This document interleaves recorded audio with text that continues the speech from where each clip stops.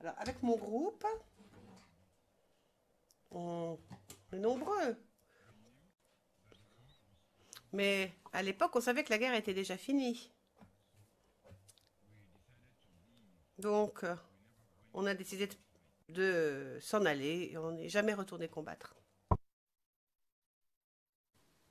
D'accord.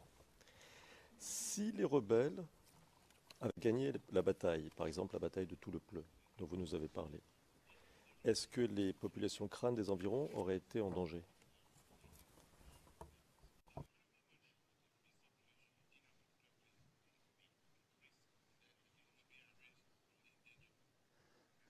Yeah, there gonna be a risk because Oui, oui, ils auraient couru des risques. Parce qu'en Afrique,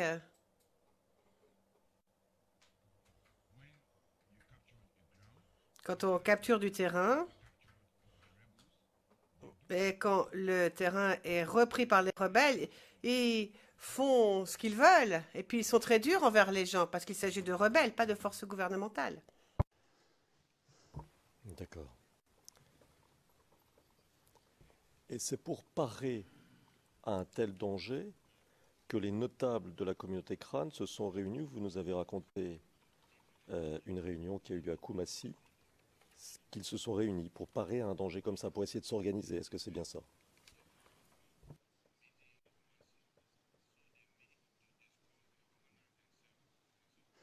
yeah. Réponse oui.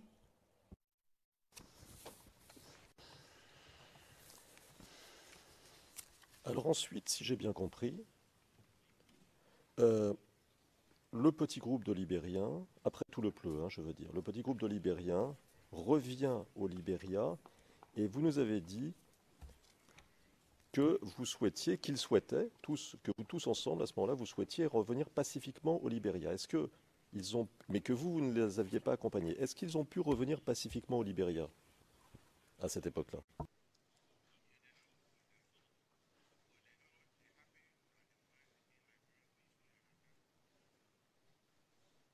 Yeah. Réponse oui. Et vous, vous êtes parti, je suppose, travailler. Alors vous êtes parti travailler à Guiglo ou dans les environs, ou bien vous êtes parti travailler, toujours à cette époque-là, à Abidjan.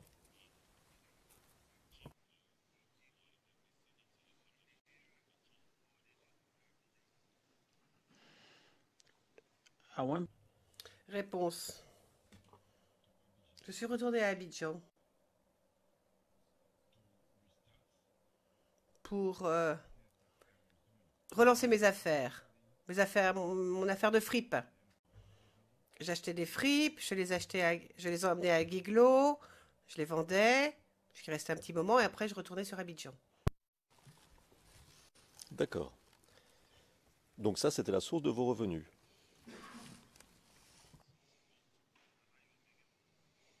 yeah, how I making my life. Oui, oui, c'est comme ça que je gagnais ma vie.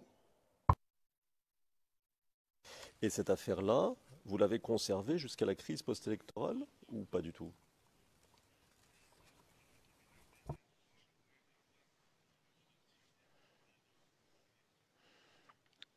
I was doing a business after 2000. Réponse. Bah, j'ai travaillé comme ça pendant un moment, mais après 2002-2003, enfin 2004, je m'y suis remis, mais que jusqu'à 2010-2011. Parce que là, quand il y a eu la guerre et puis les rebelles et tout ça qui a repris, j'ai arrêté. Mais donc, en 2002, 2003, 2004, enfin, je faisais mes affaires, ce type d'affaires. C'est très clair. Et j'ai une question à propos de Oulaï de la Fosse. Vous vous souvenez de Oulaï de la Fosse? Vous nous en avez parlé et vous nous avez dit qu'il était un médiateur. Alors, j'ai compris que vous, les crânes, les réfugiés crânes, vous aviez besoin de médiateurs avec avec les populations environnantes, avec les autorités traditionnelles, pour être en quelque sorte vos porte-paroles, puisque vous n'aviez pas vraiment de personnalité pour remplir ce rôle. Vous aviez besoin d'une personnalité qui soit un crâne, mais un crâne ivoirien. Est-ce que c'est bien ça?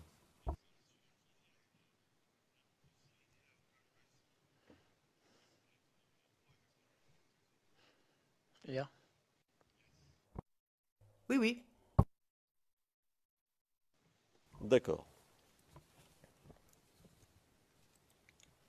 Et en fait, toutes vos connaissances ivoiriennes, c'était des crânes plus ou moins de tout le Pleu, de la ville et de la région, n'est-ce pas?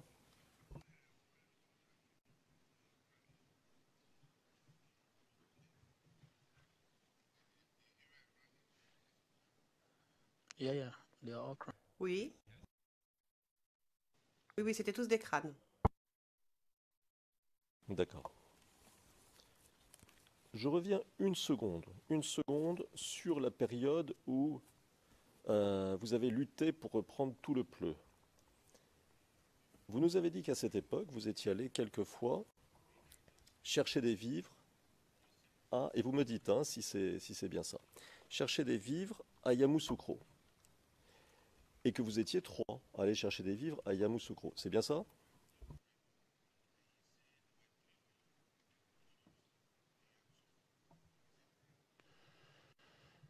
I will answer Réponse. Je vais répondre à votre question. Mais je vous ai déjà dit qu'on n'était pas que trois dans la voiture, dans le véhicule.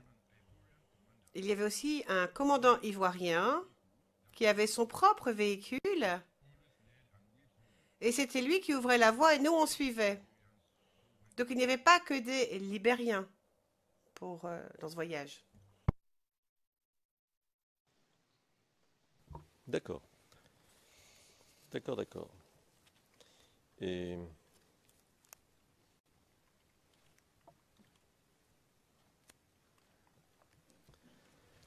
donc vous cherchiez des vivres.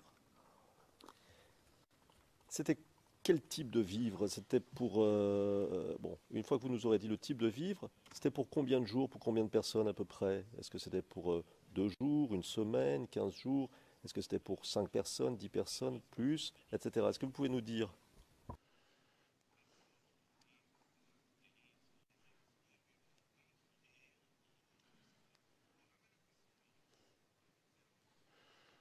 the number of people who were plenty. Réponse. On était nombreux. C'était pour tous les combattants, enfin, tous ceux qui se battaient. Parfois, on cherchait du riz, des oignons, du couscous, enfin, tout ce qu'on peut utiliser pour manger. Mais la nourriture, ce n'était que pour les combattants. Parfois, on en avait pour 2 semaines, parfois pour un peu plus.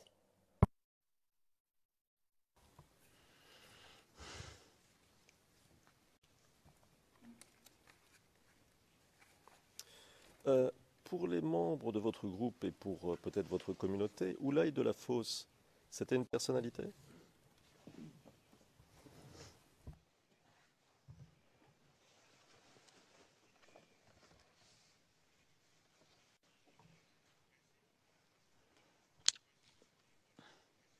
Yeah. He was a, Oui, oui. Oui, oui, c'était une personne importante. D'accord. Et vous nous avez dit qu'il était sergent, n'est-ce pas? yes, yeah. Oui, oui, il était sergent.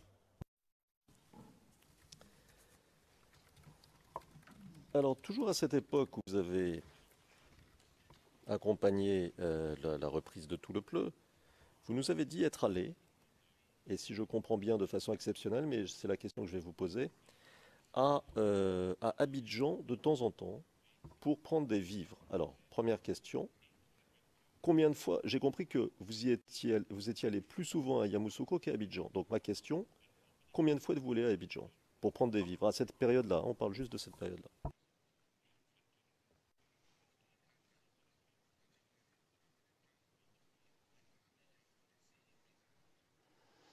I can't remember the time, bro. Réponse. Je ne me souviens pas de tout. Je sais que parfois j'y suis allée avec les autres, parfois j'y suis pas allée. Mais je ne me souviens pas exactement combien de fois c'est arrivé. Mais grosso modo, c'est plus une fois, 2 fois, ou c'est plus 5, 6 fois, ou encore Yeah, plus? when the war was going on,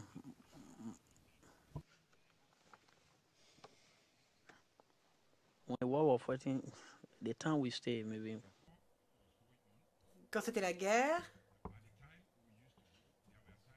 alors là, j'y suis allée une ou deux fois, parfois trois fois, mais après, je ne suis pas allée toujours avec les autres hommes. Madame Pack, non, c'est pas clair du tout. C'est une ou deux fois, ou quatre ou cinq. Est-ce que c'est par semaine, par mois? Enfin, c'est pas clair. On aimerait bien savoir quelle est la période de référence lorsqu'on demande une fréquence.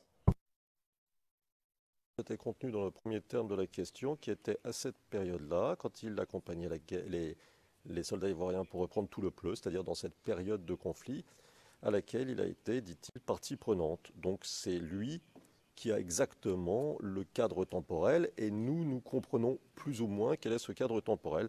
Donc je ne vois pas comment être plus précis, mais je peux reposer la question si vous le souhaitez. Monsieur, donc vous avez bien compris ce dont on parle. Lorsque vous étiez associé aux soldats pour reprendre tout le pleu et peut-être d'autres opérations, combien de fois êtes-vous allé à Abidjan chercher des vivres? C'était ça la question. Et on parle bien sûr pour ma consoeur, pour lever tout malentendu. La guerre dont il parle ici, c'est 2002-2003. Hein.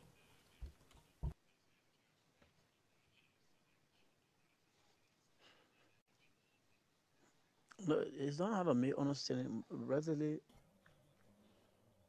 Réponse, je pense pas qu'il y ait de malentendu. À la fin de chaque mois, on allait chercher des vivres.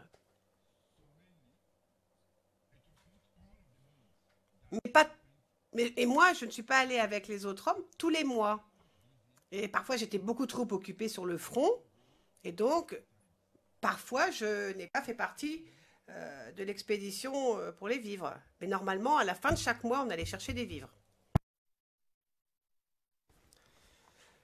Alors, vous reprenez votre petite affaire de fripe à Abidjan, après la guerre, donc après 2002-2003. Et si j'ai bien compris, vous demandez un laissez-passer. Et je crois que vous aviez dit, mais j'en suis plus très sûr, est-ce que vous pouvez nous le confirmer, que c'était vers l'année 2005. Et c'était pour revenir au Libéria, c'est bien ça?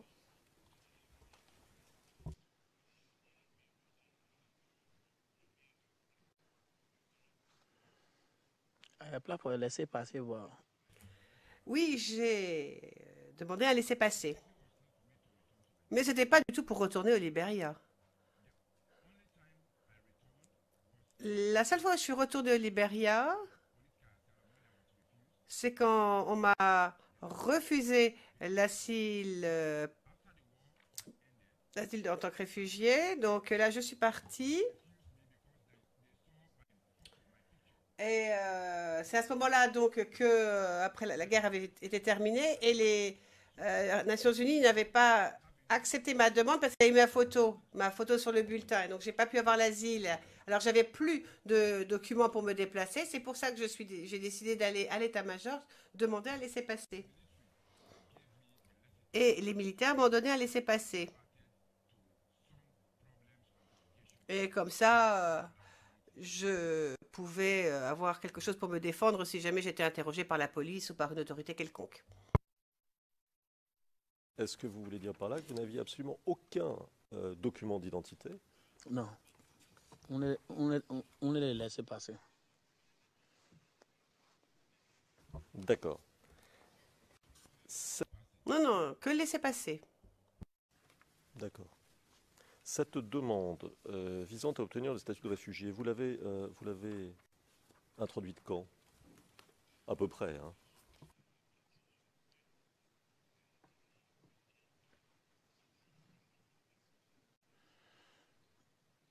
I don't know the major time, but it was Réponse. Bah, je me souviens pas exactement, mais c'était juste après la guerre 2002-2002. Et à ce moment-là, on avait tous peur. Je voulais retourner à ma vie habituelle. Je ne voulais plus être enfin, dans l'armée. Enfin, je voulais plus être dans l'armée. Donc, quand je l'ai demandé, Que je l'ai obtenu, j'étais ravie. Ça devait être entre 2005 et 2006, à peu près aux alentours de cette période-là, vers la fin du conflit 2002-2003. Donc si je comprends bien, ça vous a servi de document d'identité, c'est bien ça?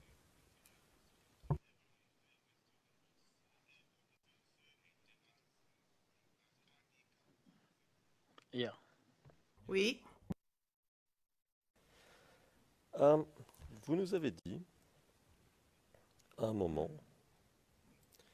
que la seule personne que vous connaissiez vraiment, alors je ne sais plus si c'était à l'état-major, mais vous allez nous le dire, c'était le colonel Sacco. Et que quand vous n'aviez plus d'argent, surtout vers la fin, quand vous aviez besoin de vous nourrir, vous alliez le voir et il vous donnait un petit peu d'argent pour vous nourrir. Est-ce que c'est bien ça?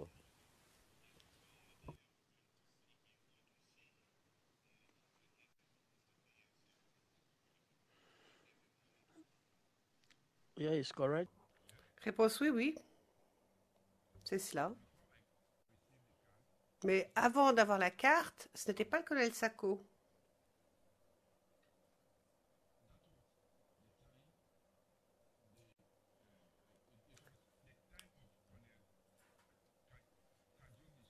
C'était un autre colonel, Caillou Messieurs. Mais la deuxième fois que j'ai eu la carte, c'était du temps du colonel Sacco. Ask if my Madame Pack, pourrions-nous, s'il vous plaît, avoir les sources ou les références de ces sujets? Nous nous souvenons bien sûr plus ou moins de l'interrogatoire principal, mais pas de tout. Donc ce serait beaucoup plus facile vraiment de donner la référence exacte pour le transcript.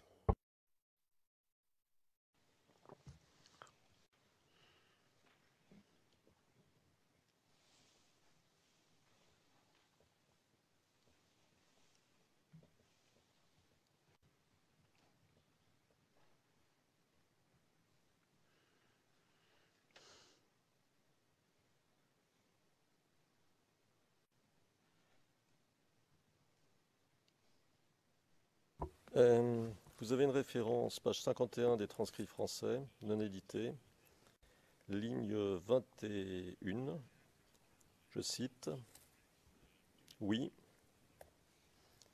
j'avais des contacts avec des colonels, par exemple le colonel Sacco, qui m'aidait souvent pour... C'est la seule personne.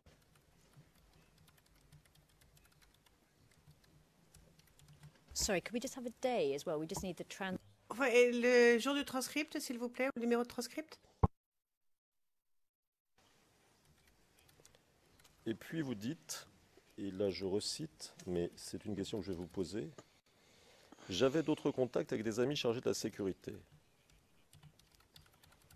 Vous voulez dire que c'était les sentinelles, peut-être? Enfin, qu'est-ce que vous voulez dire par les amis chargés de la sécurité? C'était les personnes qui étaient autour du bâtiment? Qui c'était, ces personnes-là?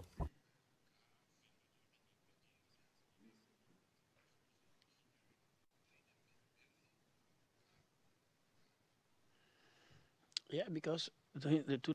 Oui, oui. Parce que pendant la guerre de 2002, comme je vous l'ai dit, j'étais très admirée par Mangou.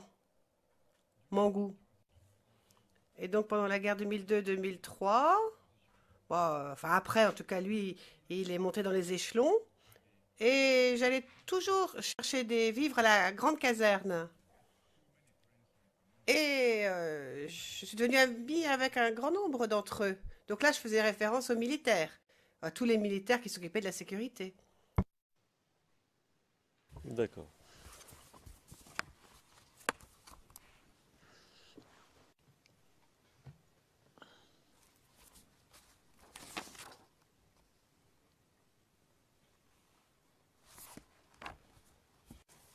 Mais la question que je vous posais à propos du colonel Sacco, c'est, il vous aidait, dites-vous, ou avez-vous dit, il vous aidait comment? Qu'est-ce qu'il vous donnait? Il vous donnait de la nourriture, il vous donnait des cigarettes, il vous donnait de l'argent pour acheter de la nourriture, il vous donnait de l'argent pour acheter des cigarettes, il vous donnait quoi et pour faire quoi?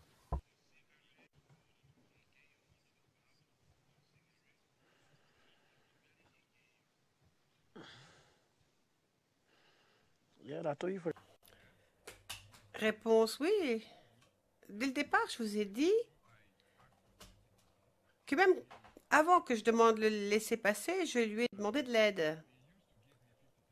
Bon, il avait l'habitude de donner 50 000. Tous les mois, j'allais récupérer mes 50 000. Et quand il me les donnait, ça me permettait d'acheter ce dont j'avais besoin pour chez moi. C'est ce que j'ai déjà dit. Et qu'est-ce que vous achetiez avec 50 000?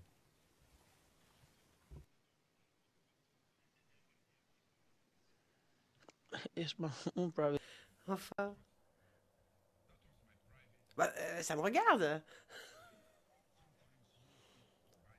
Parfois, j'ai utilisé pour acheter des vivres. Ou bien parfois, je m'en servais pour mes affaires, pour investir dans mes affaires. Alors, euh, si j'ai bien compris, en 2010, vous habitiez à Cité Rouge. Est-ce que c'est ça?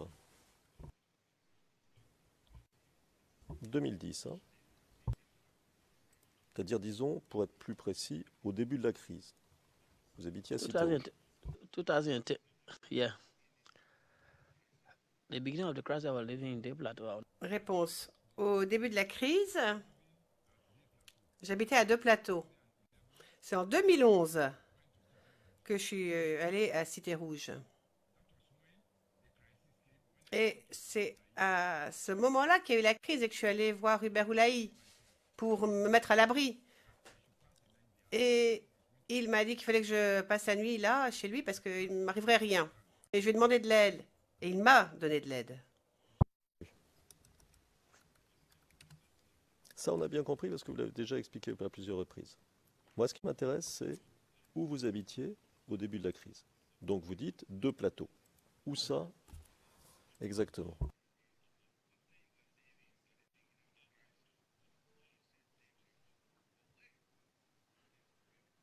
I was living beyond Sokosé, Des Plateaux. J'habitais derrière Stécoussé.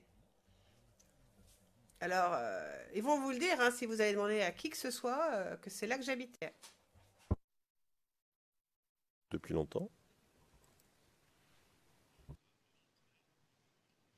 Yeah, I was in Des Plateaux. Oui, j'étais à Deux Plateaux. Parce que quand j'ai commencé ce programme pour demander l'asile, au départ, j'étais à Koumassi. Alors là, le bureau des Nations Unies était très loin de l'endroit où étaient les réfugiés, alors que Deux Plateaux, c'était beaucoup plus près du bureau des Nations Unies. C'est pour ça que je suis allée à Deux Plateaux. De combien de pièces disposiez-vous pour vivre? I was living in a one room with a little. J'habitais dans une pièce. En Côte d'Ivoire, on dit que c'est un assicot-bois. Assicot-bois, c'est les logements les moins chers qu'on puisse trouver à Abidjan. Et vous étiez tout seul dans cette pièce ou vous partagiez avec quelqu'un?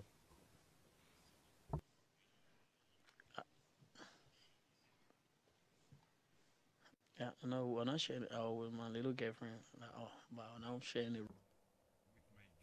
Bah, j'étais avec ma copine. Bah, je partageais ma chambre avec ma copine.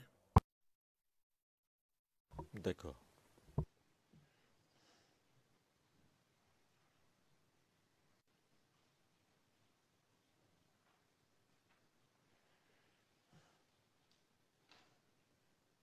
Alors, de votre témoignage, j'ai cru comprendre que, plus ou moins au début de la crise, vous n'aviez plus d'argent, et vous nous avez expliqué d'ailleurs que le coût de la vie avait très fortement augmenté. Et donc, vous êtes allé voir Hubert Oulaï, qui était une personnalité crâne, pour lui demander de l'argent, mais qu'il ne vous avait pas donné tout de suite de l'argent.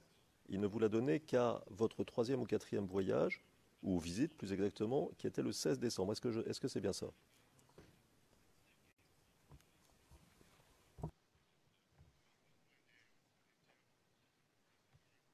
Yeah, he gave me 50,000. Oui, il m'a donné 50 000. Les 50 000 dont vous nous avez dit tout à l'heure que vous les avez partagés avec vos amis libériens pour vous nourrir, c'est ça? Yeah. Yeah. Oui, oui.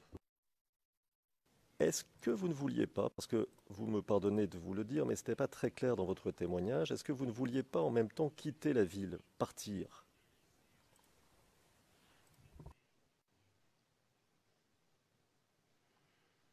No, that's the same time because after that one, Non.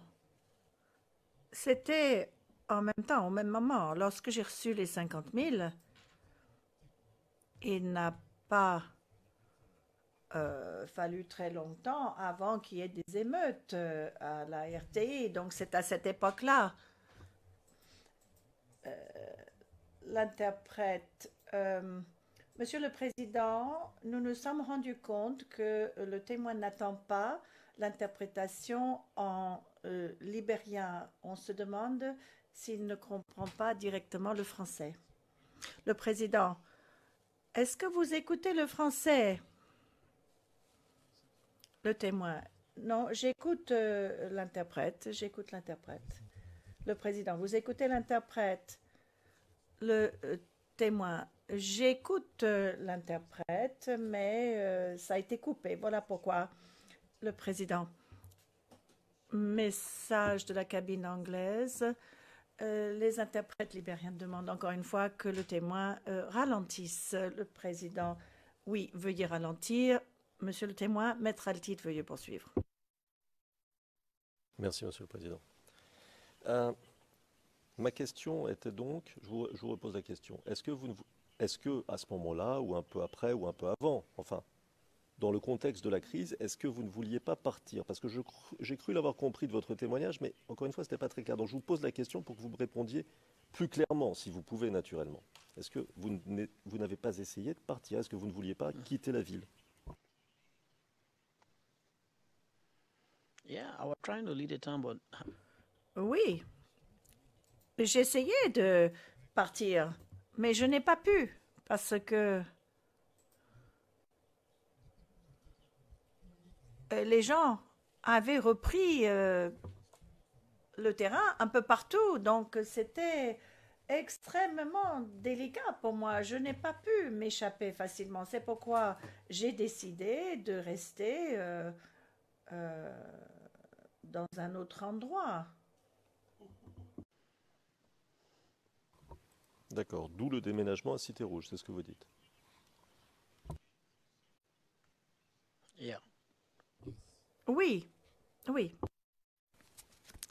Et alors, si j'ai bien compris, vous vous trouvez à Cité Rouge quand le 16 décembre vous voyez arriver des marcheurs, et là vous prenez peur et vous vous réfugiez pas très loin de là, chez Hubert Oulay, c'est bien ça?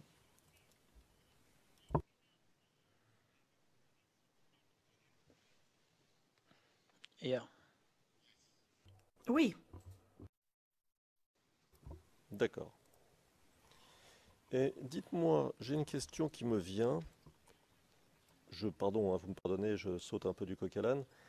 Le colonel Sacco, il était de quelle ethnie?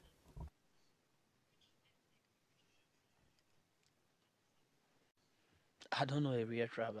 Only speak. je ne sais pas de quelle ethnie il fait partie. Je sais simplement qu'il n'était pas crâne.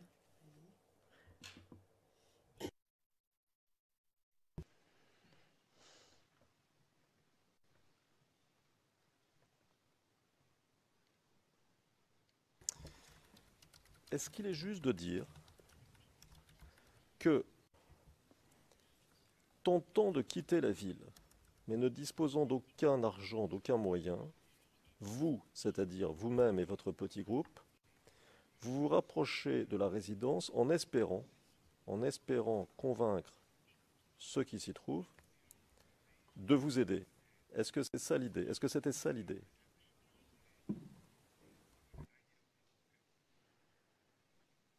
Mostly, it's not really.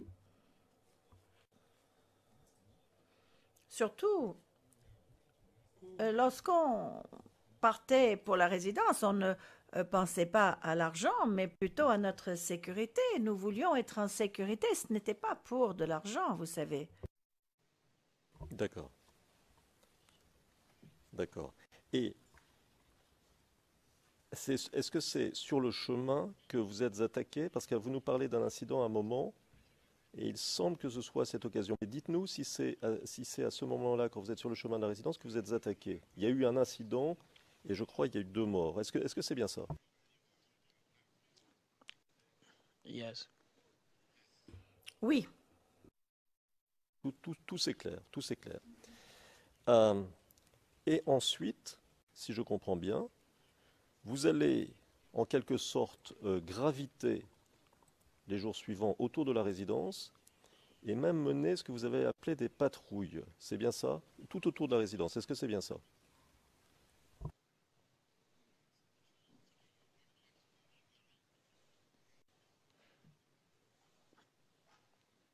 Yeah. oui. Combien d'hommes à peu près dans une patrouille? Par exemple, les patrouilles auxquelles vous participez, vous, naturellement, ce que vous avez pu voir et expérimenter vous-même. Combien d'hommes y avait-il plus ou moins en moyenne?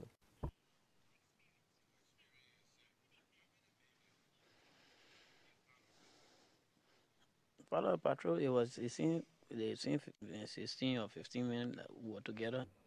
C'était les mêmes 15 ou 16 hommes, à part les forces qu'on avait rencontrées à la résidence. Parfois, elles nous ont rejoints lors des patrouilles. D'accord. Qui commandait la patrouille? Seka Seka. C'était CKCK.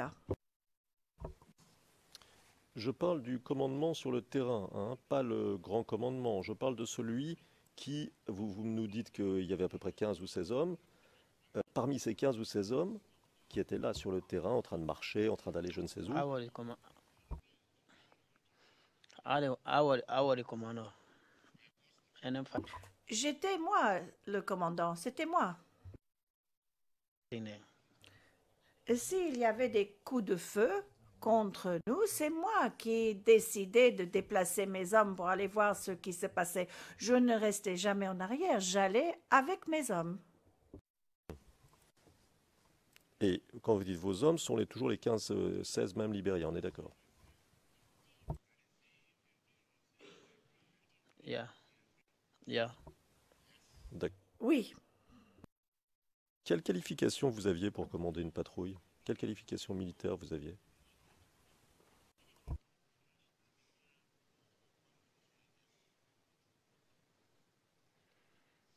The problem, 100%. We just came from. vous savez, la situation était comme suit. On sortait d'une guerre, on connaissait les armements, et j'étais le seul homme en qui on avait confiance pour lancer une telle aventure. D'ailleurs, les gens criaient mon nom, Junior Bagbo, et partout où j'allais, on me reconnaissait comme un combattant courageux. J'étais le seul commandant dont on faisait confiance. On me faisait confiance. À moi, Junior Bagbo. D'accord.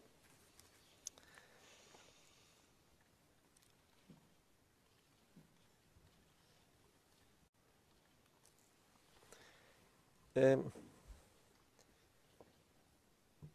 L'expression commando invisible, ça vous dit quelque chose?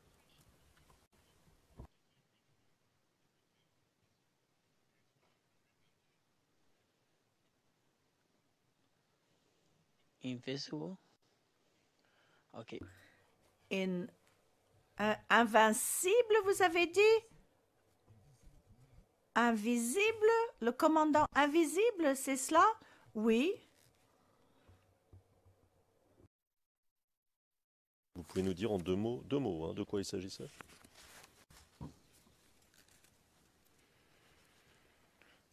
The commando invisible, you can ask over Abby.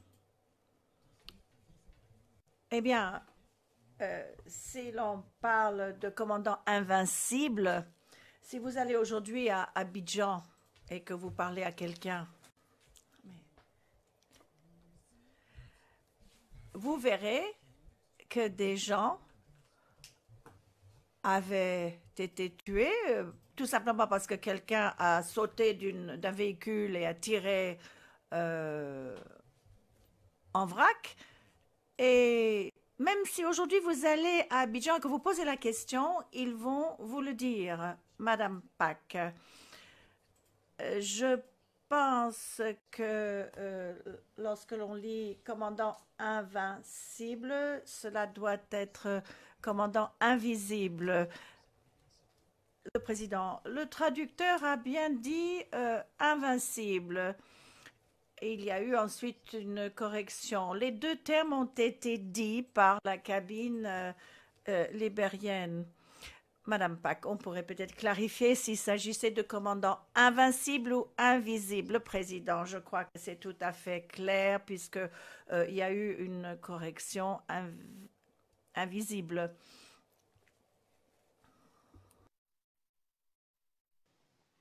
Pardon, monsieur le témoin, mais peut-être pourriez-vous reprendre votre explication rapide pour essayer de nous dire en quelques mots ce que vous savez, sans rentrer dans les détails des attaques, des pas des attaques. Mais c'était qui, c'était quoi et qu'est-ce qu'il faisait, ce commando invisible?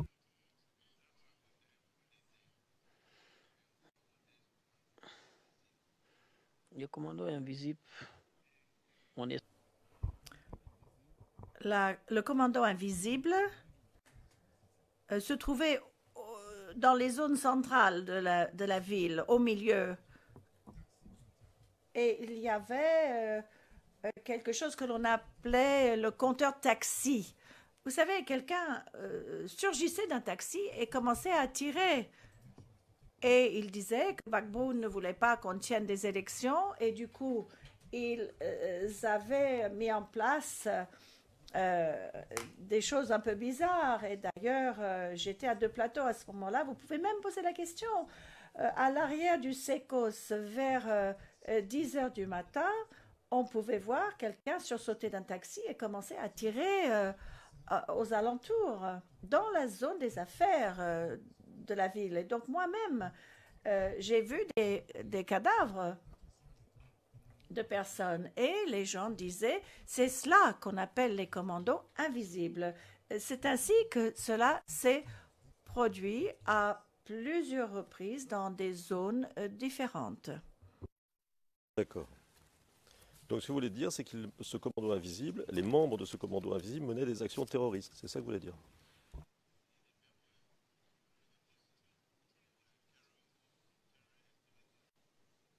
Yeah.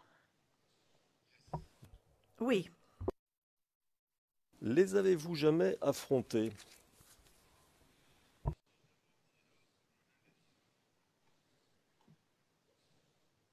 Yeah, I said the only time I saw the action was beyond Sekose Des Plateaux. Oui, j'ai dit que je l'ai vu à l'arrière du Secos. J'ai vu un événement que je viens de décrire, mais je n'avais pas d'armement. Je ne pouvais pas dire autre chose, mais en effet, cela s'est produit. La fin était inaudible. Madame Pack, est-ce qu'on peut de nouveau nous dire à quel endroit cela s'est produit? On ne lit pas très bien la transcription à la ligne 1 de la version anglaise. Madame Pack. Bon, je crois que cela a été corrigé. Ça va. D'accord, donc on est bon là? Ouais, bon.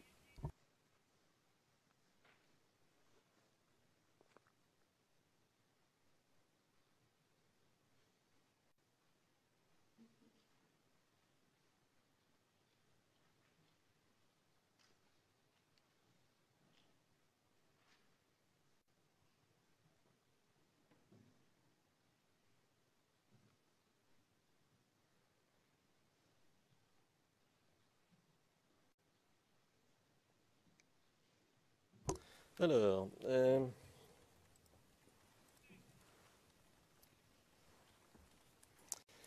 Alors, monsieur le témoin, je vais vous poser une question concernant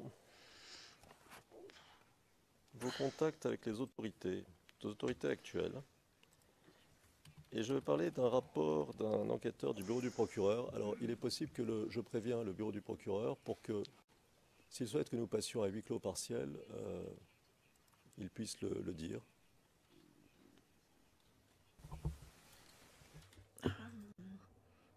Monsieur MacDonald, si Maître Atit va donner le nom de l'enquêteur, il serait en effet préférable de passer à huis clos partiel pour donner le nom, le président.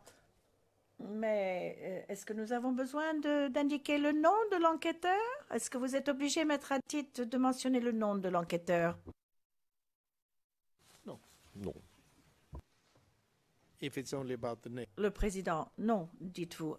Eh bien, dans ce cas-là, si le seul problème c'est le nom, nous ne sommes pas obligés de passer à huis clos partiel. Nous pouvons rester en audience publique.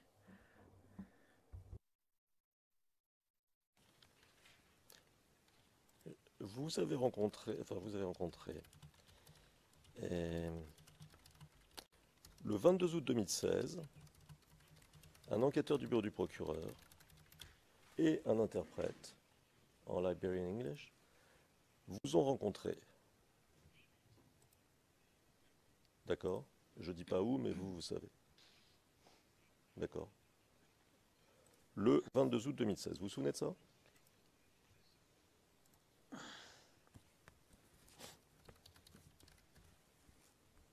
2016. 2016? In Liberia.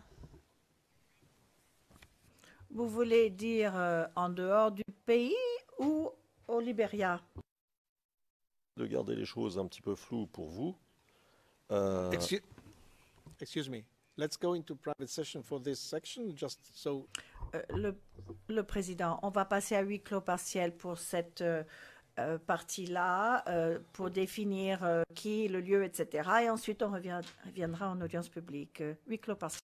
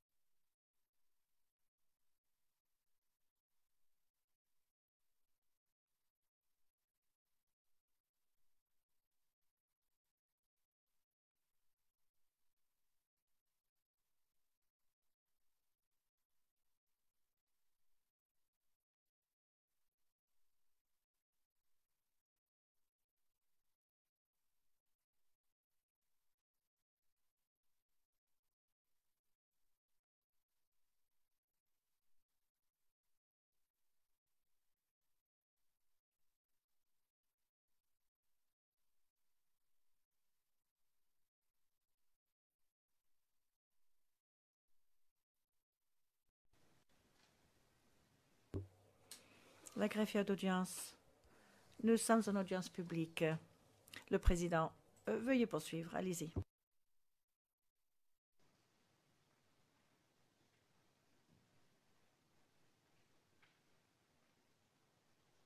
Alors, monsieur le témoin, donc, la question que je vous pose, depuis quand connaissiez-vous Kofi Constant de la DST?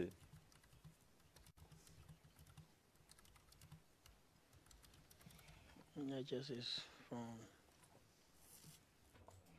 Je pense que c'est depuis 2013. C'était avant que je ne parte au Libéria pendant le procédé de paix, au moment de la crise Ebola. D'accord. Et c'est par ce monsieur Kofi Constant que vous avez rencontré les enquêteurs du bureau du procureur?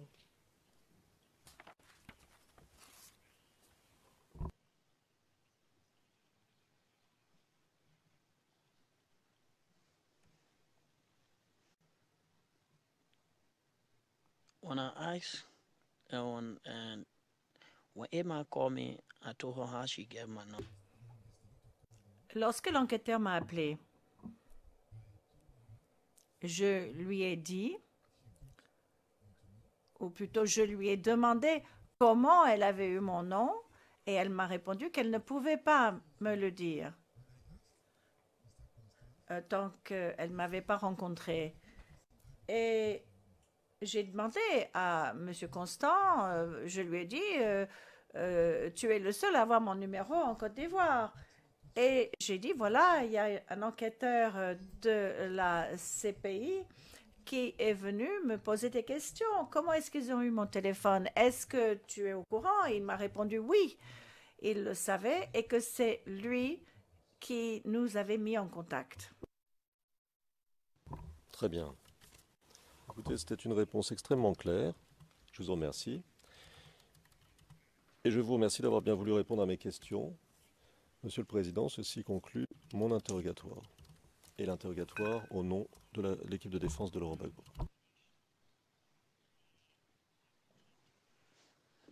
Thank you very much. Le Président, merci beaucoup. Je donne la parole à la défense de M. Blé Goudet.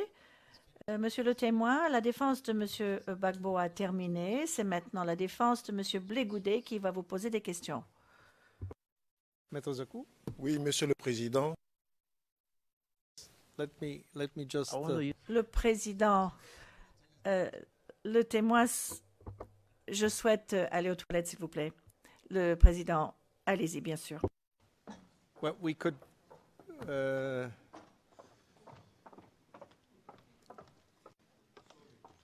did you...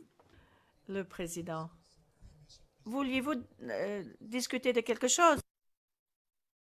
Notre décision est prise et donc l'équipe de M. Charles Blé Goudet, compte tenu du compte interrogatoire mené de main de maître par l'équipe du président Gbagbo et tenant compte également des inquiétudes du tribunal quant au délai à tenir, s'abstiendra de poser des questions. Nous vous remercions. These are very good news. Le Président, ce sont de bonnes nouvelles. Nous pouvons donc donner la parole au bureau du procureur pour des questions supplémentaires. Je ne sais pas si vous le souhaitez, Madame Pack. Madame Pack, oui, nous avons quelques questions, mais je pourrais peut-être mieux cibler mes questions si je peux bénéficier d'un peu de temps pendant la pause déjeuner pour consulter mes collègues, M. MacDonald et les autres. Si vous pouvez m'accorder un peu plus de temps, je vous serai reconnaissant, soit maintenant, soit après. Le Président, cela ne nous est pas vraiment agréable, Madame Pack, puisque le temps nous est compté. Vous pourriez commencer, me semble-t-il, et puis nous lèverons la séance et puis Je pense que vous avez certainement quelques questions de prête.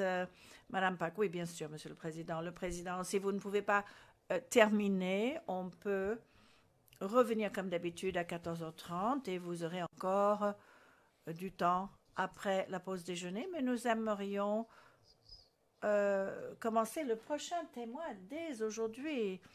J'en profite pour prévenir le greffe, justement, de cela. Allez-y, Madame Pack. President, Your Honours. Madame Pack, merci, Monsieur le Président. Monsieur et Madame les juges, Monsieur Tarlu, je vais vous poser quelques questions. Ce seront les dernières questions, à moins que les juges aient quelques questions à vous poser. Et je vais vous demander la chose suivante. Comme ça a été le cas au début de l'interrogatoire principal, je vous demande de bien vouloir écouter la question, réfléchir à la question et de répondre précisément à ce que je vous demande et de le faire clairement et lentement pour que les interprètes puissent bien vous comprendre et que l'on puisse transcrire vos réponses. Je voudrais vous poser des questions sur des aspects qui ont été évoqués lors du contre-interrogatoire avec les équipes de la défense. Et la première question que j'aimerais poser, je me permets de citer la transcription. Il s'agit de la page 83 de la transcription Real Time d'hier, de la ligne 8 à 16. Le sujet était le suivant, je vais vous le dire pour mémoire. Il s'agissait de la RTI et vous parliez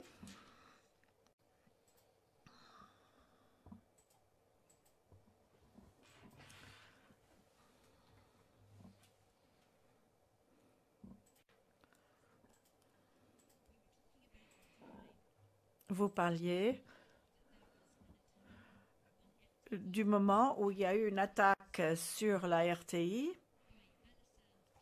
par les hommes d'Al-Hassan qui avaient repris la RTI, et je voudrais parcourir ce que vous aviez déclaré. À la ligne 12, je cite, « Après quelques minutes, il y a eu un convoi qui est arrivé, et lorsque les tirs étaient très fournis, le convoi n'est pas resté longtemps. Mais à ce moment-là, il disait être les hommes d'Al-Hassan qui reprenaient la RTI. Et après quelques heures, les soldats fidèles à Gbagbo ont repris la zone. Et ce qui s'est passé ce jour-là, l'ONU, les rebelles et notre côté à nous, tout le monde a utilisé les armes lourdes, tout ce qu'ils avaient avec eux ce jour-là. Fin de citation. Donc, en pensant à cet événement, est-ce que vous étiez vous-même parmi les soldats fidèles à Gbagbo qui ont repris la RTI ou non? Ou est-ce que vous n'étiez pas parmi ce groupe-là?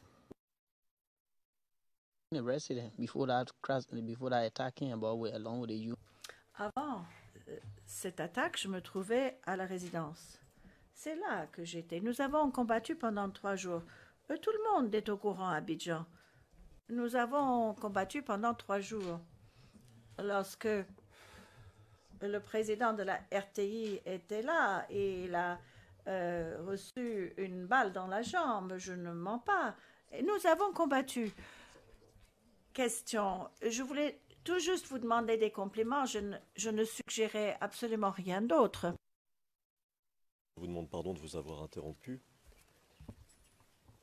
Par habitude, je mettais mon oreillette, Monsieur le Président. Je crois me souvenir que ma consoeur a interrogé le témoin sur ce point de manière tout à fait extensive. Et donc, il n'y a pas là lieu à réexamen. Yeah.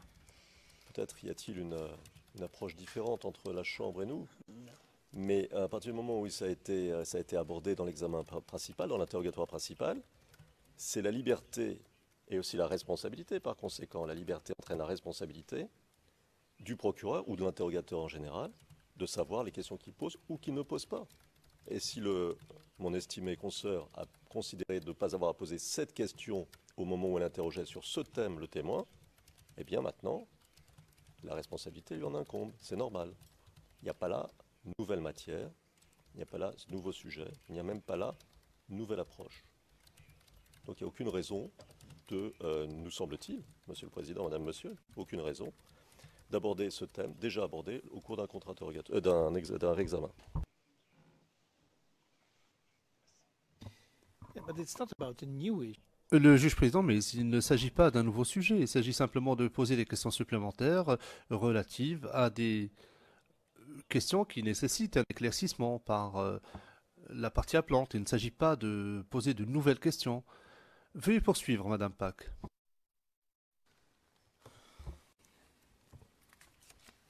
Let me just Madame Pack, un instant, je vais retrouver le passage qui m'intéressait.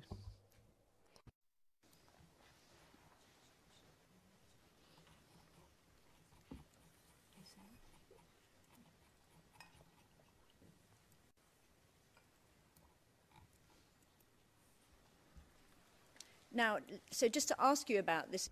Je voudrais vous poser une question au sujet de cette attaque à laquelle vous avez pris part. Est-ce que vous vous souvenez qui était le commandant du groupe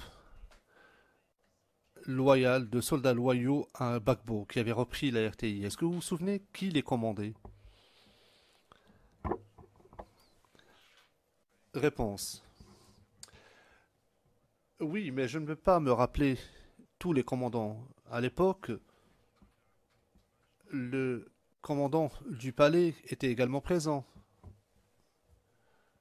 Il y avait le général également qui était présent, le général Dobo. Donc tous ceux qui étaient au palais, tous sont venus pour ce jour-là pour voir ce qui se passait. Ils se sont rendus compte qu'il s'agissait de pourparlers de paix. Mais lorsqu'ils sont arrivés, les pourparlers de paix se sont transformés en attaques. Lorsqu'ils ont pris la RTI, nous n'avions rien d'autre. Il nous incombait à nous de reprendre la RTI. Question. Si vous ne vous souvenez pas de la plupart des commandants, est-ce que vous êtes en mesure de nous dire quelle force, au pluriel, prenait part à cet assaut? Il y avait vous et qui étaient les autres? Qui étaient les forces qui se battaient ce jour-là? Réponse oui. Il y avait un groupe de la résidence. Seka était le commandant de ce groupe. Nous étions là. Il y avait un autre groupe qui était venu du palais. 2 camionnettes pick-up sont venues du palais. Il y a eu le groupe Sekos de Demi. Ils étaient venus voir ce qui se passait, si c'était effectivement des pourparlers de paix. Mais nous savions que, avec la présence des Nations Unies là-bas, il n'y aurait pas d'assaut. Nous pensions qu'il s'agissait effectivement de pourparlers de paix. Mais lorsque c'est devenu un assaut, notre groupe est revenu pour repousser cette attaque. C'est la raison pour laquelle je vous ai dit, la première fois lorsque vous m'avez posé cette question, je vous ai dit, j'ai quitté le pays pendant près de 5 ans, parce que les gens qui étaient morts à cette époque-là, je n'avais jamais vu ces photos-là. Je pensais que les photos étaient du domaine public. Des photos de chars qui étaient endommagés, de véhicules qui étaient endommagés, des armements lourds, enfin des armes lourdes avaient été utilisées lors de cet assaut. Question. Je voudrais juste obtenir un éclaircissement de votre part. Le groupe venu de la résidence dont Seka était le commandant, c'était vous et les autres Libériens ou est-ce qu'il y avait d'autres aussi avec vous? Réponse. Sako n'était pas là à ce moment-là. À ce moment-là, je n'avais pas de contact avec Sako. J'ai dit que CK était le commandant. Il y avait d'autres commandants dans différents endroits, mais je n'avais pas de rapport direct avec eux. Parce que le commandant GR était également là, mais moi, je n'avais rien à voir avec lui. Mon commandant à moi, c'était CK. Quiconque vivait dans la région de Cocody à l'époque serait en mesure de vous parler de cet assaut, cette attaque, si vous leur posiez la question. Madame Pack. Oui, pardon, j'ai dit CK, mais je peut-être mal prononcé cela. CK, oui, CK. Le témoin, oui, CK. Madame Pack, le témoin poursuivant, CK. Madame Pack, vous avez dit que les gendarmes étaient là avec CK. Est-ce qu'ils étaient sous ses ordres aussi? Réponse, oui, il avait les gendarmes.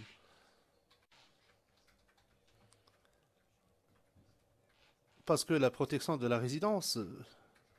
Enfin, c'est là que nous étions, c'était proche de la résidence. Donc, chaque fois qu'il y avait une attaque contre nous, nous tous nous mobilisions. Question. Vous avez également évoqué un groupe du palais. Ce que vous appelez Mansion, c'est le palais présidentiel, n'est-ce pas? Réponse, oui. Question. Savez-vous quel était ce groupe? Réponse. C'était le même groupe GR. Ils sont venus avec le commandant du palais. Ils sont venus avec lui, avec Dobo. Ils sont tous venus ensemble. Et ils sont allés se battre ensemble pour essayer de libérer la RTI. Maître Bougnon, dit le président. Monsieur le Président, je crois que mon confrère oublie souvent de mentionner les références auxquelles elle fait allusion. À chaque fois qu'elle parle, ça ne nous permet pas de pouvoir vérifier, de pouvoir suivre. Si on peut avoir la référence soit du transcript, soit de la déposition, pour nous permettre de suivre. Parce qu'elle va, c'est vrai qu'elle veut aller vite, mais pour qu'on puisse suivre, il faut qu'on ait les références.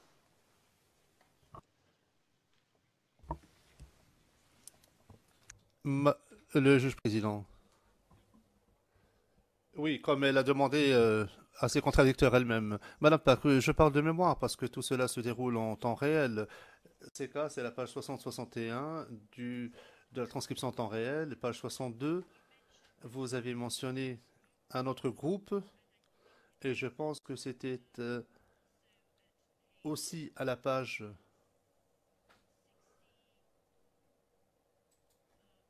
61. Le président, 61 de quelle transcription? Madame Pack, de la transcription en temps réel, c'est-à-dire celle d'aujourd'hui en version anglaise, le président précisant transcript d'aujourd'hui. Madame Pack, oui, d'aujourd'hui. J'essaie de revoir tous les groupes qui ont été identifiés par le témoin dans ce passage à partir de la ligne 6 et suivante. Il y avait le groupe de la résidence, ensuite le groupe du palais et à la ligne 9. Et je vous demande de m'éclairer. Vous avez parlé de Demi ou de Demir. Est-ce qu'il y avait un autre groupe? Pouvez-vous répéter cela? Le témoin.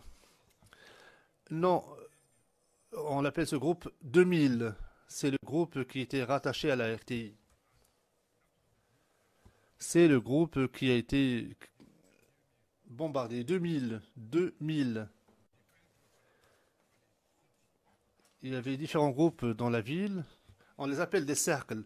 Donc si quoi que ce soit arrivait dans la ville, c'était le groupe de soutien, le groupe d'appui et d'intervention rapide. Madame Pack, vous avez dit le SECOS, et très lentement, le témoin interrompant, SECOS, c'est en français, ce n'est pas un terme anglais, je ne sais pas comment le dire en anglais. Il y avait différentes forces au sein de la ville, donc en cas d'émeute, c'est eux qui devaient intervenir pour calmer les choses. C'était comme la police. Le juge président. Cela fait des mois que nous sommes ici et que nous siégeons. Nous savons ce que signifie le SECOS. Madame Pakou, oui, mais il a évoqué autre chose. Je pense qu'il commençait par un D, mais je n'ai pas pu obtenir l'orthographe exacte, ni un éclaircissement de cela dans la transcription. Pourriez-vous répéter? Le SECOS est de quelque chose. Qu'est-ce que c'était? Le témoin. J'ai dit, le SECOS faisait partie de la gendarmerie. C'était le même groupe, les mêmes forces gouvernementales. Elles ne sont pas différentes des autres groupes aux forces gouvernementales. Le juge président. Monsieur le témoin, dans la transcription anglaise, il est fait référence à quelque chose qu'on peut lire comme étant 2000 ou des 1000. C'est probablement à cela que fait référence Madame le procureur. Qu'est-ce que le 2000? Vous avez dit que c'était le groupe qui a été bombardé. 2000. C'était le groupe de défense de la ville. C'est à la ligne 7, page 64 de la version anglaise. Qu'est-ce que le 2000? Le témoin, c'était la base où ils vivaient, où ils étaient cantonnés, où ils avaient leur caserne. C'est l'endroit auquel il est fait référence comme étant 2000. C'est là où est basé le SECOS. Ils étaient basés dans la zone de Cocody. Madame Pack, afin que les choses soient bien claires, est-ce que cela vous dit quelque chose? Demir, est-ce que cela évoque quelque chose dans votre esprit? Le témoin. Non, j'ai dit 2000. Je ne sais pas de quoi vous parlez. C'est là où était basé le SECOS à Cocody, le juge président. C'est probablement la même chose. Il s'agit probablement de la même chose. Demir, 2000, enfin, c'est une onomatopée. Veuillez poursuivre. Madame Pack, je vous remercie. Permettez-moi de vous poser la question suivante. Je vais demander à ce que soit diffusée une vidéo en attention du témoin. Je vais vous donner la référence. Je vais vous demander si vous reconnaissez cette vidéo et qui concerne la période de référence. CIV OTP 0008-0010. C'est une vidéo publique. Est-ce que nous pourrions avoir la main? Elle se trouve à l'onglet numéro 50. Il y a également une transcription en français qui porte la référence CIV OTP 0020 0321 à l'onglet 50-51. On peut avoir quelques secondes pour vérifier la pièce, s'il vous plaît.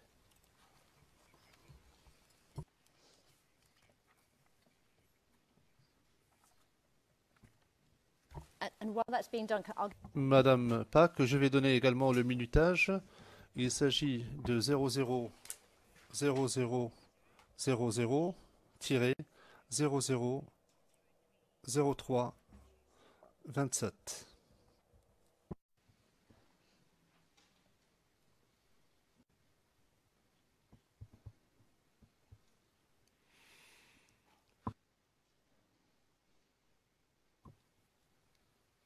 Okay, let's... Le juge président, très bien, allez-y. Allez-y. Maître Rocher, Monsieur le Président, est-ce que nous pouvons disposer d'un instant, s'il vous plaît? Nous voulons vérifier le contenu de la vidéo. Le président, Maître Altit, m'avait fait un signe que j'ai interprété comme étant allez-y. C'est ainsi que je l'ai interprété, je l'ai peut-être mal interprété. Mais pour accélérer les choses, est-ce que ma consoeur pourrait avoir la gentillesse de nous dire si ça a déjà été montré et si oui, à quelle occasion? Ça nous aiderait. Et de quoi il s'agit, bien sûr. No, it hasn't. Madame Pack, non, cela n'a pas été diffusé. Regardez la transcription. Cela vous prendrait peut-être 30 secondes. La transcription se trouve à l'onglet 51 dans le classeur de l'accusation. Je ne veux pas décrire le contenu s'il y a une objection. Ça a été filmé à la RTI. C'est un membre des FTS qui diffusait à partir de là. C'est simplement pour situer le témoin. Elle est datée du... Non, pardon. Datée du 2 avril 2011. Dans ce cas-là, il me semble que les choses sont claires. La vidéo n'a pas été montrée. Et il me semble que votre chambre a déjà décidé, dans un cas semblable, que qu'une telle vidéo ne pouvait être utilisée quand elle n'avait pas été montrée au témoin dans le cadre de l'interrogatoire principal.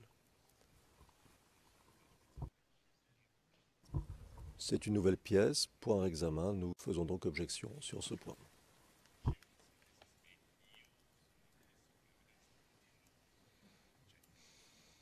I think this is...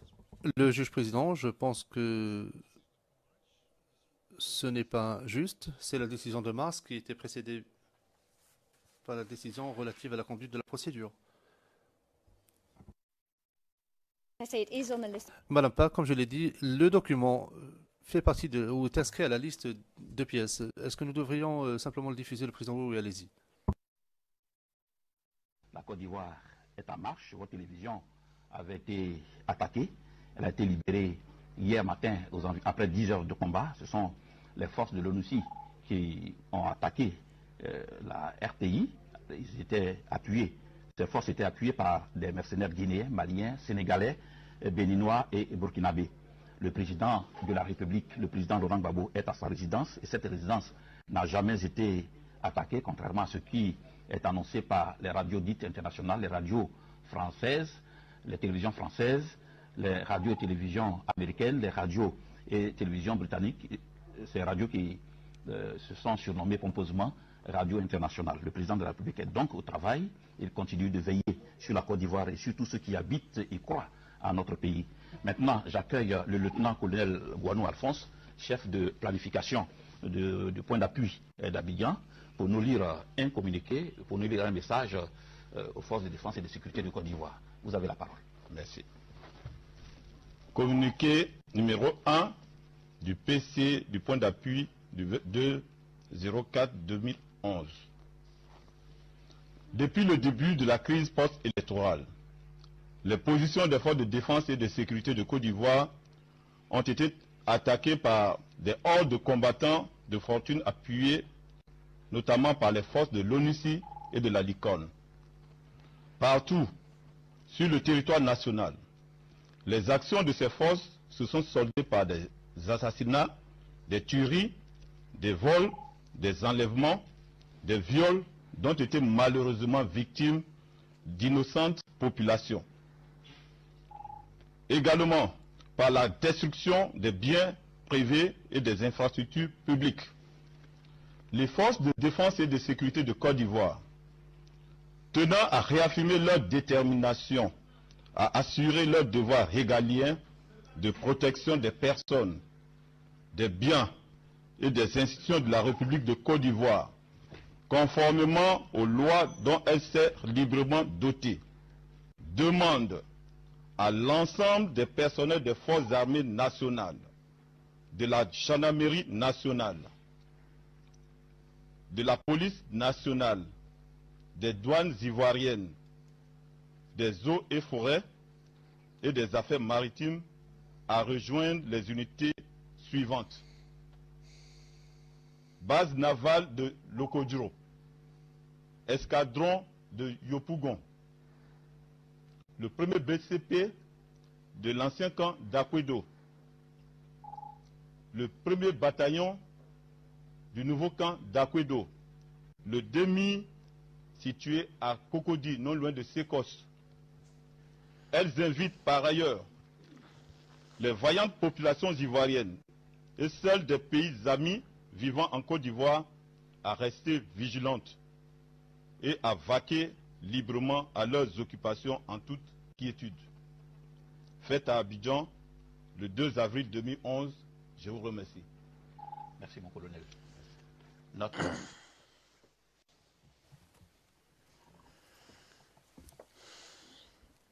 Madame Pak, je voudrais vous poser quelques questions concernant cette vidéo. Est-ce que c'est une diffusion que vous avez vue avant aujourd'hui? Réponse. C'est à l'époque où nous avons repris la RTI. C'est lorsque nous avons repris la RTI.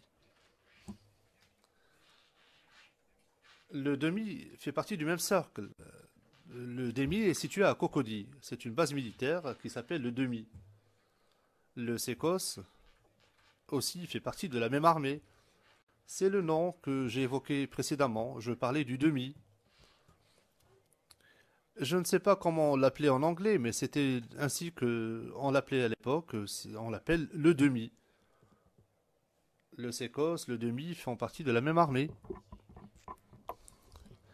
Est-ce que vous avez compris maintenant? Madame Pak, oui, j'ai bien compris, merci.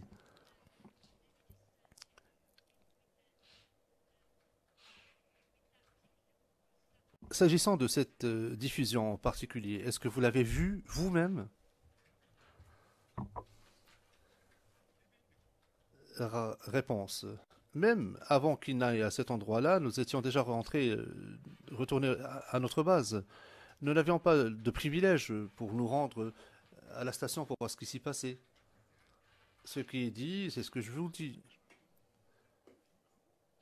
L'attaque est arrivée lorsque les troupes et les rebelles sont arrivés. Même l'homme qui parlait, lui aussi a été blessé par balle à la jambe. L'homme qui est en train de parler, après quelques jours, il a été blessé à la jambe par balle. C'est ce que je vous disais tout à l'heure. Ce jour-là, les troupes onusiennes, ainsi que toutes les autres troupes, nous ont attaqués. C'était une attaque très grave pour nous. C'était très dangereux.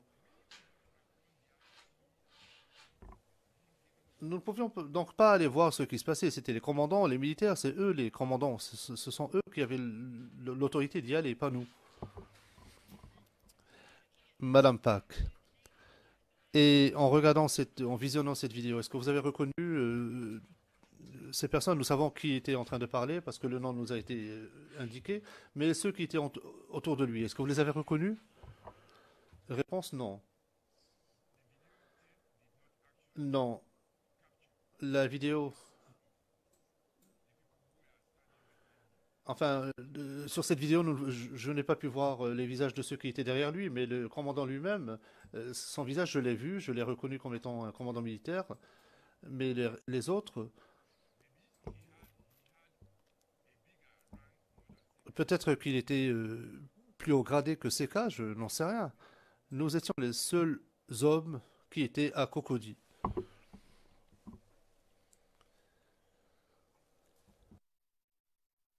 Madame Pack, très bien.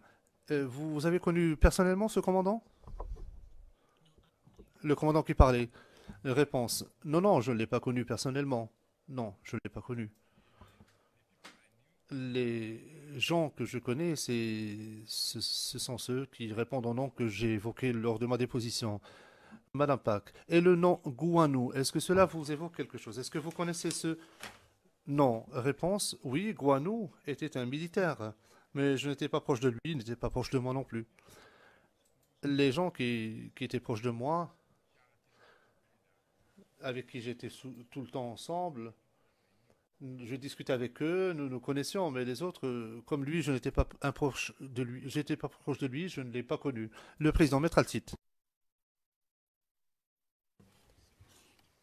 Je crois que la question avait été posée à propos de l'attaque contre la RTI. Alors non seulement...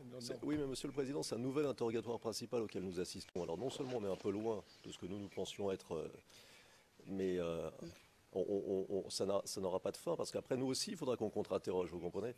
Donc peut-être faudra-t-il cadrer un tout petit peu plus les choses. Le juge président. Ce qui n'est pas autorisé, c'est de procéder à un interrogatoire nouveau. Cela est clair. Cela étant, l'on peut revenir sur des questions qui ont déjà été abordées, sur lesquelles des questions ont déjà été posées ou qui ont déjà été évoquées. Je vais limiter ou exiger que l'accusation se limite à cela. N'essayez pas d'ouvrir de nouvelles portes. Revenez uniquement sur ce qui a été dit pour obtenir des éclaircissements si vous en avez besoin, si tant est qu'il y ait des choses qui méritent d'être éclaircies. Madame Pack, je vais laisser tomber, Monsieur le Président. La transcription indique les dates. La date, c'est le 2 avril 2011. C'est inscrit au compte-rendu. Le Président, oui, cela a été inscrit au compte-rendu. Madame Pack, oui, c'est indiqué au compte-rendu, effectivement. Je vais passer à un autre sujet maintenant, qui découle de quelque chose que vous avez dit lors d'une réponse à une question posée par l'équipe de défense. Je fais référence à la page 62 de la transcription en temps réel d'hier, version anglaise, à la ligne 4, des lignes 4 à 6. Vous avez dit ceci. Et j'aimerais obtenir un éclaircissement parce que je ne suis pas certain d'avoir bien compris. Certains des noms que vous avez évoqués n'ont pas été transcrits correctement. Vous avez dit ceci. Vous êtes en train de parler du fait que vous étiez à la résidence. Vous êtes à la résidence à ce moment-là. Vous avez dit les 3 personnes avec lesquelles nous communiquions étaient Aquedo, le palais, le plateau, et vous avez dit et l'AGR et le trésorier. Je voudrais revenir sur cela. Lorsque vous avez évoqué le palais, est-ce que vous voulez dire le palais présidentiel lorsque vous utilisez le mot mansion? Réponse. Mansion, ce n'était pas le palais présidentiel. En Côte d'Ivoire, le palais présidentiel est différent. C'est là où il travaillait. La résidence, c'est où il vivait, où il dormait.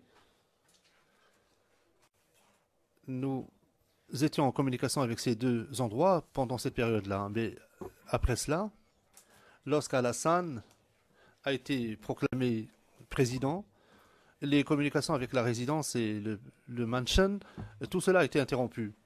Seul Alassane pouvait s'adresser à la nation. À ce moment-là, nous n'utilisons que des téléphones. Nous n'utilisons que le téléphone parce que toute autre communication qui concernait les affaires militaires était interceptée et bloquée. Donc nous nous servions de nos téléphones. Le mansion, c'est le lieu où il va pour travailler, alors que la résidence, c'est là où il vit. Et à Cocody, c'est la résidence du président, mais au plateau, c'est son cabinet, son bureau. Madame Pack, je voudrais juste être certain d'avoir bien compris. Vous avez évoqué 2 autres endroits. Vous avez dit que vous communiquez avec d'autres lieux. Le premier était l'AGR. Vous avez bien dit AGR et la trésorerie ou le trésor? Ou est-ce que vous avez évoqué autre chose? Vous avez dit donc le mansion, Aquedo et 2 autres lieux avant que ne soit interrompue la communication radio. Et réponse.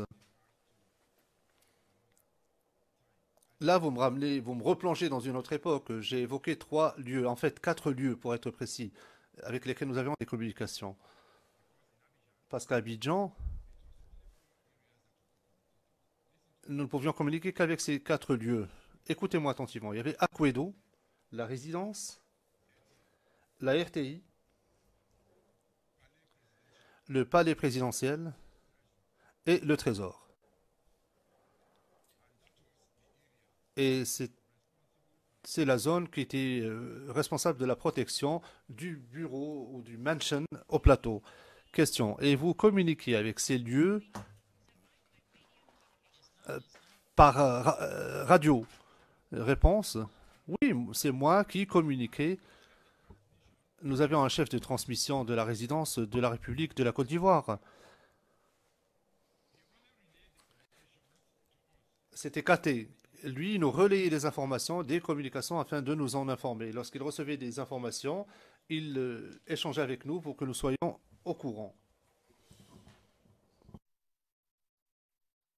Madame Pack, bien. Vous êtes en train de parler, enfin, je ne dis pas que vous-même vous vous occupez des communications radio, mais vous parlez de communications radio. C'est bien de communications radio qu'il s'agit, n'est-ce pas? Réponse, oui, oui, de communications radio, oui. C'était des communications radio par l'armée. C'était lui qui était chargé de la communication depuis la résidence. C'est lui qui s'occupait des opérations, de toutes les activités. Ce sont les seuls lieux qui étaient sûrs, sur lesquels nous pouvions compter. Nous recevions des renseignements de sécurité et des informations pour savoir s'ils étaient attaqués ou ce qui se passait exactement. Le juge président, il est déjà 13 heures. Madame Park, très bien. J'ai une question supplémentaire à poser, mais je pourrais la reposer après la pause. J'aurai 2 autres sujets à aborder après cela. J'en aurai terminé. Pardon, Monsieur le Président, juste peut-être rapidement, peut-on demander à l'accusation de combien de temps elle a encore besoin? Et si par hasard, ce temps était limité à quelques minutes, 10 minutes, un quart d'heure, et si cela ne nécessitait pas un grand réexamen de notre part, nous pourrions accélérer peut-être le mouvement et terminer en débordant peut-être un peu. Voilà, c'est ma suggestion à votre champ.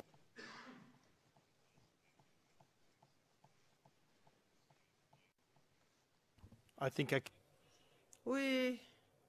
Je ne pense pas qu'il y en ait pour beaucoup plus longtemps que 10 à 15 minutes. Madame Pack, Madame Pack. Alors, je ne peux pas m'engager et dire que je vais m'en tenir à 15 minutes. Je pense que on est un peu fatigué là. Vous voulez poursuivre maintenant, c'est ça? Le président, non, non, c'est pas ça du tout. Madame Pack, enfin, de toute façon, j'en ai pour une demi-heure, pas plus. Le président, j'espère que vous avez beaucoup moins qu'une demi-heure. Pour beaucoup moins qu'une demi-heure. Madame Pack, écoutez, je compte sur 15 à 20 minutes. Le président, vous aurez 15 minutes. All right. We now break. Nous allons donc maintenant faire la pause pour le déjeuner et nous reprendrons à 14h30. C'est pas la peine.